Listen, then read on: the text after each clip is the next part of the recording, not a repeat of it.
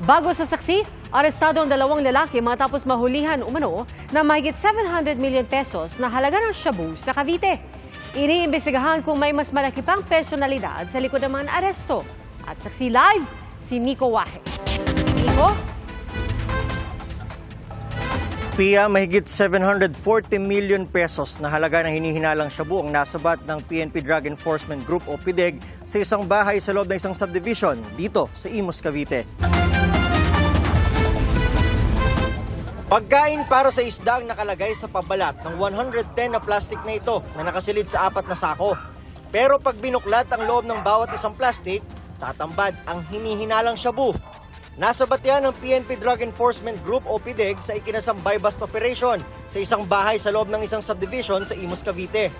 110 kilo lahat ang nasabat na aabot sa mahigit 748 million pesos ang street value. Ini-spread nila rito sa area ng PRO 4A sa neighboring cities na itong Imus.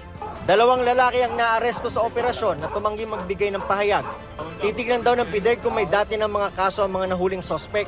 Isang buwan na raw nila itong minamanmanan matapos may magtimbre sa PDEG ng kanilang operasyon.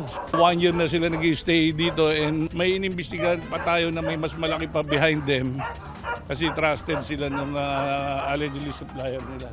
Parang second layer sila of the supply chain ng illegal drugs dito sa ating country.